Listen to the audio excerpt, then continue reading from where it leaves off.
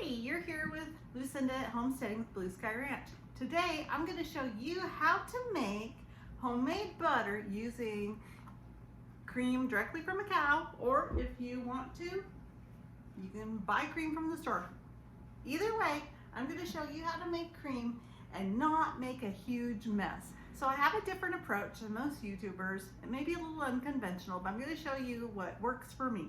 What I see usually is people cutting and editing on their videos of the absolute mess it makes when you make homemade butter at home.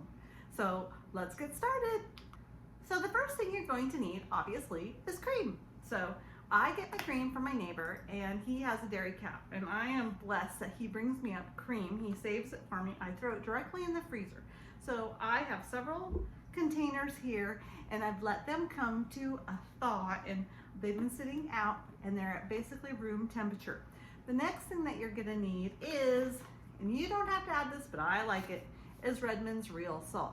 There's no other salt like Redmond's Real Salt. No, they don't sponsor this or anything. I just can't live without this. So a lot of people don't salt their butter, but I like it salted. So we're gonna be putting in Redmond's Real Salt. Now the next thing you're going to need, I use, is a silicone mold. And this is what I put my butter in. You do not need this. You can just use saran wrap or anything you want. Form it into a ball. You can use parchment paper, any way you want to store it. So something to put your butter in when you're done. And clean hands, and I use a KitchenAid mixer. So okay, let's get started. So what I wanted to show you guys, this is unconventional. I put my KitchenAid into my sink. Of course, you're not going to want to run water because it's electric. So make sure you're doing this very safe. No water, no nothing. It's all clean, it's all dry. But this way it contains a lot of the mess. So I lower my KitchenAid into my sink. The next thing I'm going to do is put the cream directly into the bowl. I can't open my KitchenAid mixer quite all the way, so I have to be a little careful. This is how I get it from my neighbor. He saves it in little plastic containers, so I don't have to return them. And he dates them. I'm going to go ahead and dump the cream directly in.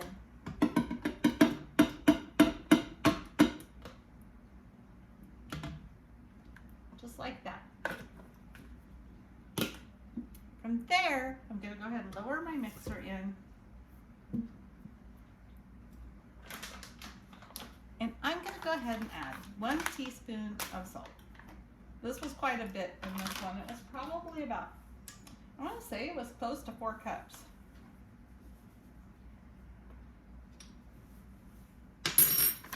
Once I've added the salt, and you can add the salt before or after, but I prefer to add it this way.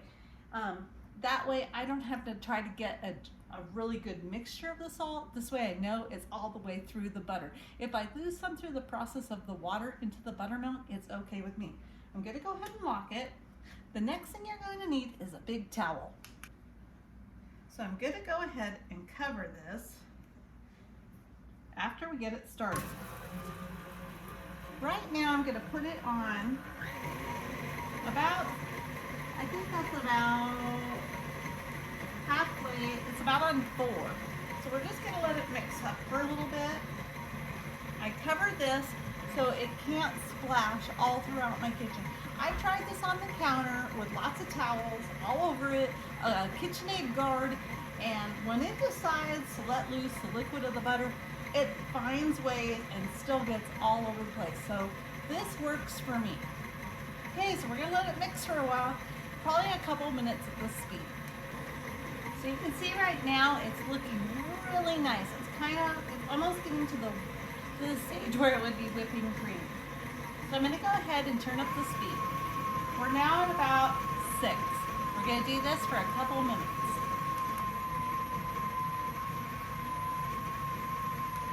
So the mixer is cruising along, and lots of times I can walk away from the butter, and you can kind of just, once you've done this for a while, you can hear the difference of the consistencies, and you know whether you should turn it up or turn it down. This whole process I find to take about 8 minutes. So it's looking pretty great. What we're going to do now is I'm going to turn it up, and this is where it starts to make a mess. See, you can see it. Cover it up. Make sure if you're doing this with kids, keep their fingers, toes, nose, everything away. These KitchenAids are very extremely powerful pieces of machinery, and they can be very dangerous. So I don't usually ever peek at my butter because I go by the sound of what it's doing. And after you've done this for a couple times, you know. So if I'm peeking, I'm going to be making a little mess. But hey, let's take a look. It's really getting thick right now. You can tell it's kind of the consistency of like a buttercream frosting. So it's getting close. I'm going to cover it back up. You can see now it's starting to get chunky. It's going to separate soon, and you'll know this, you'll hear it. So we're just going to keep letting it go until the water starts to break away from the butter, and like I said, you hear the difference. Not the most conventional setup, and it's not what anyone's ever shown you to do, but it works for me. So all of a sudden, you kind of hear that it's kind of got this different noise. It's starting to almost get to the sloshy stage.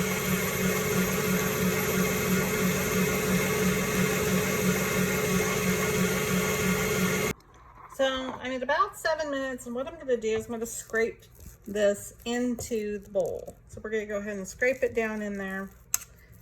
So all of the butter, the cream is going to get processed together. So we're taking a little pause here to do that because it was such a large amount. Already just looking phenomenal. Right, oh, you hear my dishwasher going off. Okay, back to blending.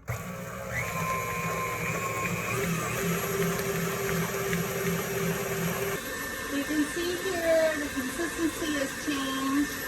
It's more almost like a feta cheese. You can see it, it's like little clumps. I've had to turn it up, and you can see it starting, and it's there, it's gonna happen. It's starting to release the water. I'll put this towel on really quick. You can probably turn it down a little bit.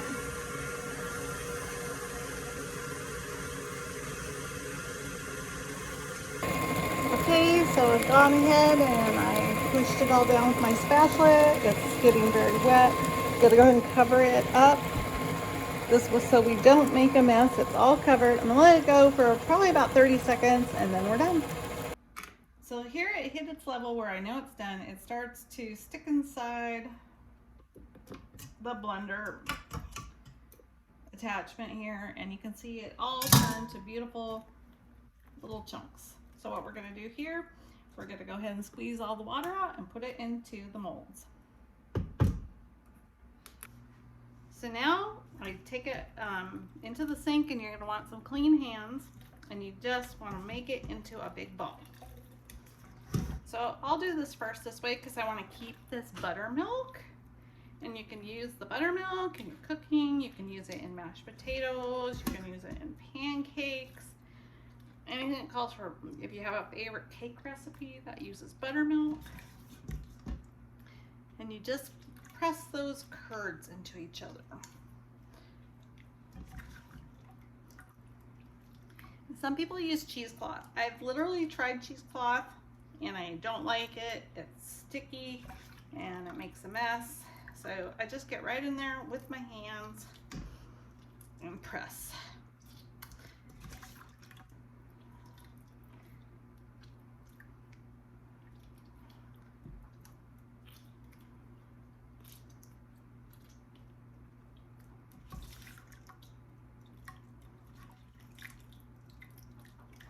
So what I'm gonna do with this is I'm gonna go ahead and I could use a strainer, but I'm gonna be making a lot today. Oops. So I'm gonna go ahead and just pour the buttermilk.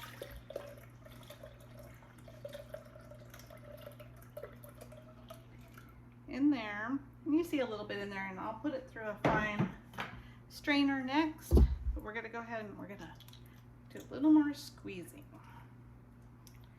Just like that. You wanna get as much water out as you can before you put this in your mold. Now, if you don't have a mold, again, you can put this in parchment paper or in a bowl and put it in your refrigerator if you're going to use it up in the next week or two, because this is fresh. But what I like to do is put it in a mold. I make a bunch. I'm going to put it in a mold, and then I measure it out so it measures for when I bake in recipes for like cookies. So I measure out the 1/4 cup and the 1/2 cup, and I cut it and I weigh it, and then I know it's ready to go when I'm baking. And I wrap it in saran wrap and put it in a big Ziploc. After I put it in the mold and freeze it, then I cut it and make it into those correct sizes. And the reason I do that though is just for the ease of baking. Okay, I've got my silicone mold here, and I like this one because it's about the size of 3 cubes of butter.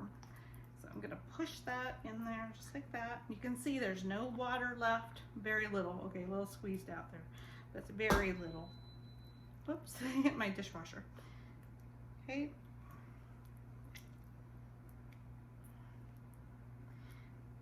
So you can see that the ease of this. So when I pop these out after I throw them in the freezer, I'll cut this into 3, and then I'll wrap these in saran wrap and refreeze them, and they're ready for baking. All right, how easy is that? So again, the reason I do this, I wanted to show you that the mess is pretty well contained inside of my sink. Yeah, I have some on my blender, and I will wipe that off, but it doesn't fling all over the countertops and get away from me. I have found this works really, really well. Unconventional, yes, probably not safe, but it works for me. So of course, before you clean your KitchenAid, I unplug it and I'm gonna lift it out. I'm not gonna be cleaning inside of that sink. I might do a little light wipe, but remember, it is electric. Don't do anything silly, and don't do as I do. So after this freezes here on the homestead, or cools down actually, we can eat it just the way it is. We're gonna have a wonderful piece of just came out of the oven sourdough. I'm gonna let this rest for about an hour, and we're gonna have some homemade butter. And it is gonna be the best thing you ever had, you guys. So I hope you enjoyed this. If you have any questions, if you have some comments, please leave them. But as always, like, share, and subscribe. And please, please subscribe. I'm really trying to get this channel going. So anyway, thank you for watching Homesteading with Blue Sky Ranch, and we'll see you next time.